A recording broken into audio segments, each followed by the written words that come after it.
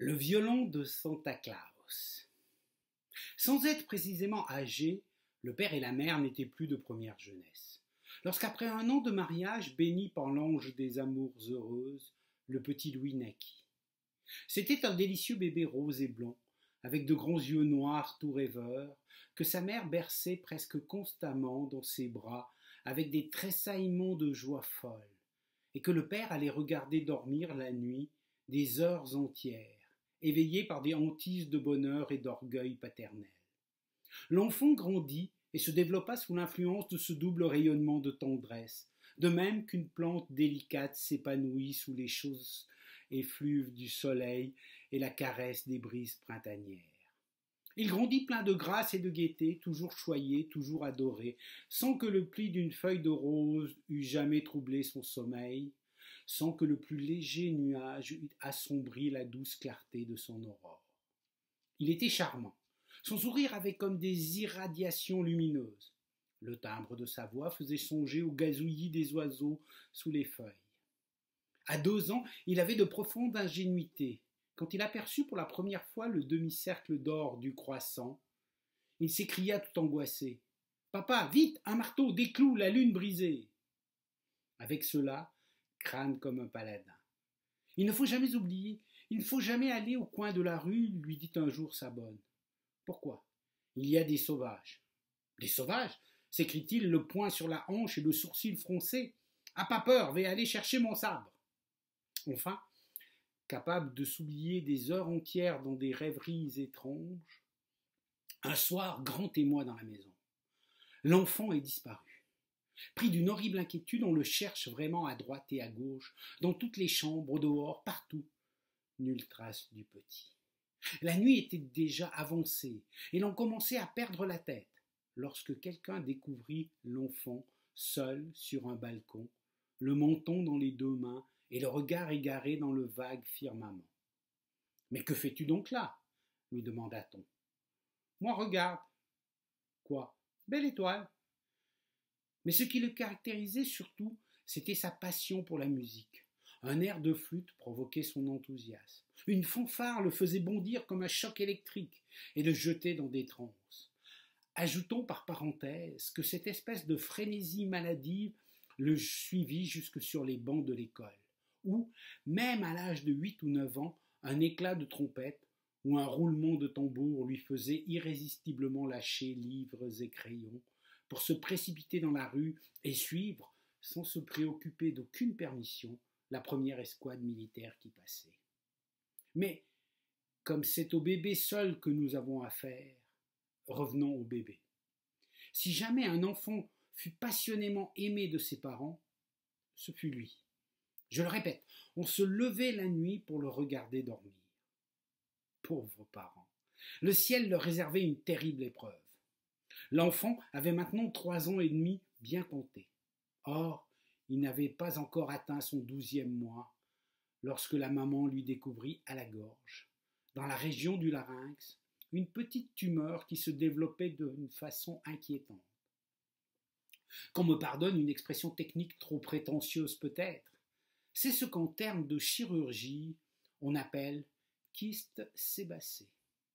Comme on le sait, ces corps séreux n'ont en général aucun danger réel, mais celui-ci se présentait, à cause du voisinage de ces vaisseaux délicats, dans des conditions particulièrement critiques, et l'opération, nécessaire, pouvait, trop inconsidérément retardée, devenir dangereuse. La tendresse des parents, après avoir autant que possible ajourné le moment cruel, ne pouvait hésiter plus longtemps. Et, quelques jours avant la Noël, les médecins furent mandés. Ce fut la mort dans l'âme, est-il besoin de le dire, que les parents assistèrent aux terribles apprêts de ce qui leur sembla un chevalet de torture pour l'être qu'ils chérissaient le plus au monde. La mère, enfermée dans sa chambre, pleurait toutes les larmes de son corps.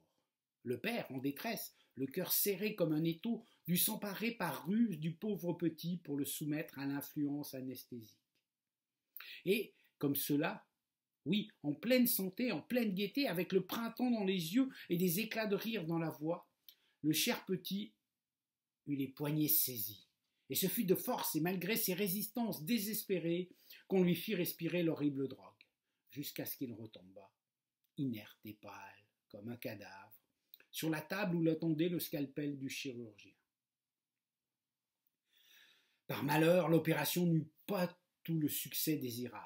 Au moment le plus scabreux, l'enfant fut pris d'une toux convulsive et cet accident, impossible à prévenir, eut des conséquences graves.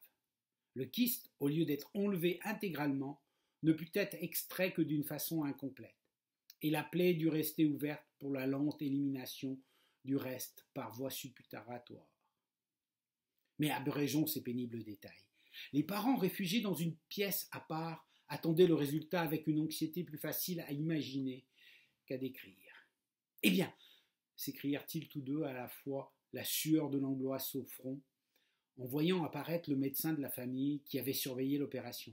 « Eh bien !»« C'est fait, » répondit gravement celui-ci. « Ah, et puis, tout va bien, » ajouta-t-il d'un air et sur un ton qui démentait trop ses paroles.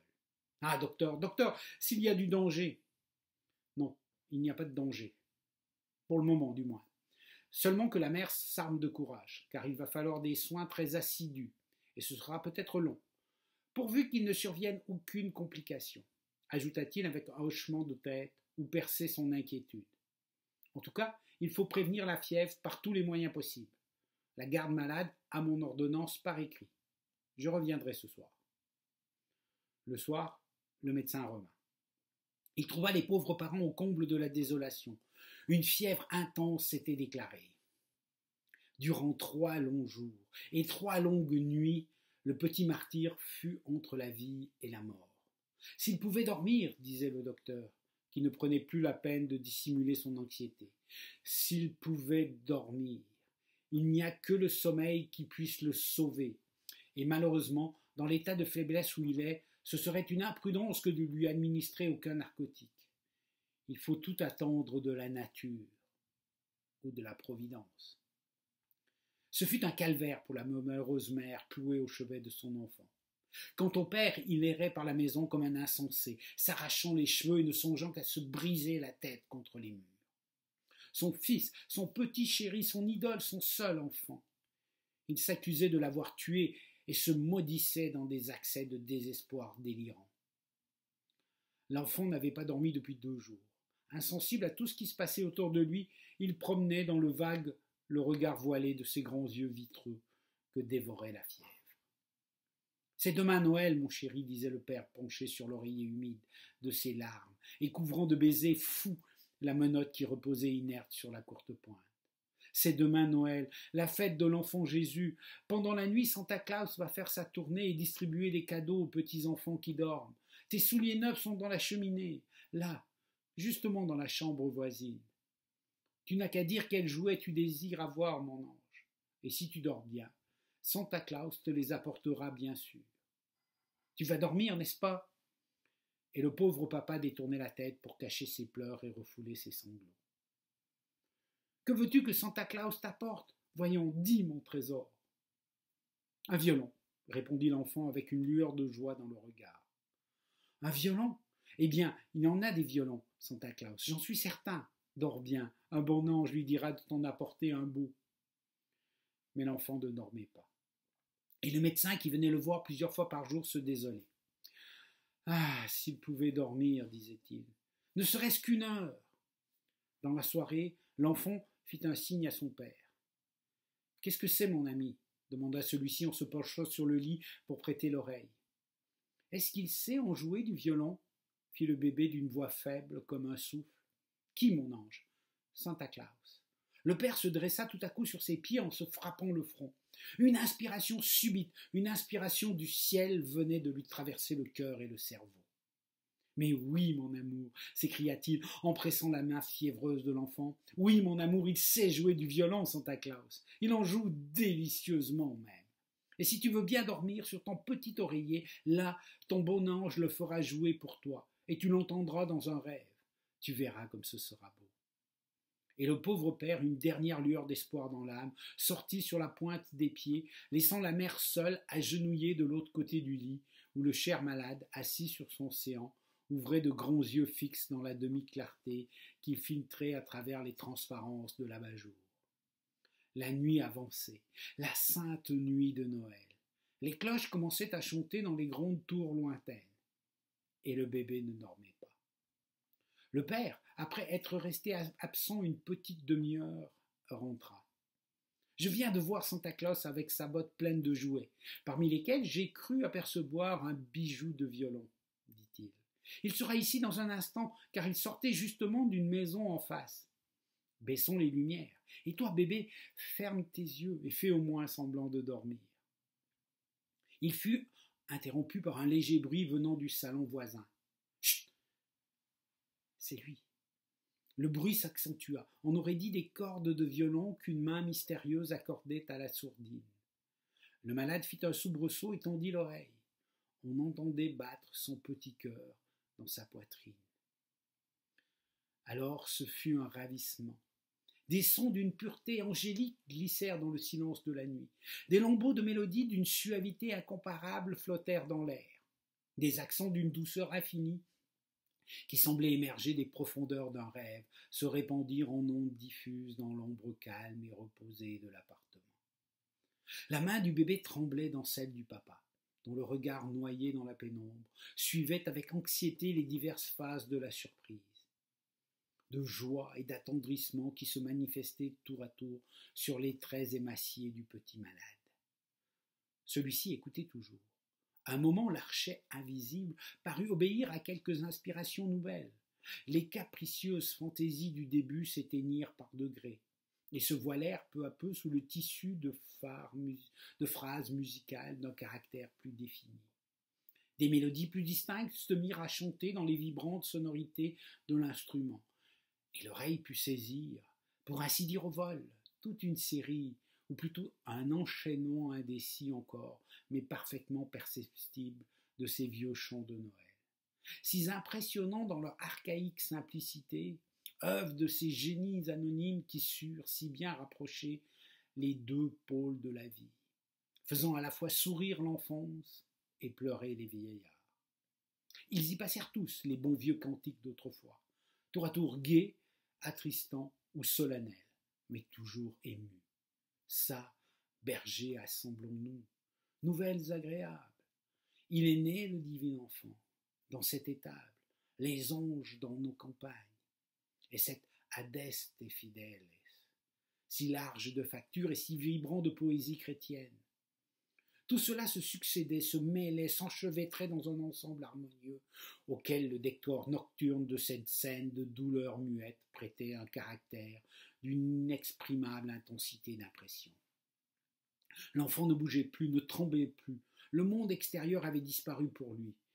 Il était littéralement emporté dans l'extase. Petit à petit, les sons du violon s'affaiblirent, s'atténuèrent, se simplifièrent dans une suite de modulations berçantes et douces, comme un chant lointain, à travers lesquelles l'oreille devinait, entendait presque les touchantes paroles d'un cantique populaire. Le père jeta un coup d'œil sur son enfant. 2 grosses larmes coulaient sur les petites joues. Puis ce fut comme un murmure de la brise, comme un bourdonnement d'abeilles, comme le susurrement d'une source dans les herbes, avec la suavité d'une caresse à l'oreille. Le merveilleux violon chanta, ou plutôt soupira, une naïve berceuse qui avait tant de fois endormi le bébé dans les bras de sa nourrice. Le petit ferma les yeux, pencha la tête, et son épaule s'enfonça doucement, tout doucement, dans le duvet de l'oreiller. Presque au même moment, une autre tête retombait sur le bord du petit lit. C'était la pauvre mère, épuisée de veille, qui s'endormait à son tour sur un sourire d'infinie reconnaissance à Dieu sur les lèvres. Alors le père, tout perplexe de crainte et d'espoir, se leva sans faire plus de bruit qu'un fantôme, et se rencontrant avec le médecin dans l'entrebâillement de la porte. « Il dort, » murmura-t-il hors de lui. « Il est sauvé, n'est-ce pas ?» « Ils sont sauvés tous les deux, » répondit le docteur en jetant un coup d'œil dans la chambre du malade. Et dans un élan de gratitude attendrie, le désespéré de naguère serra en pleurant les deux mains du grand virtuose Géin Prume, qui venait de remettre son violon dans l'étui.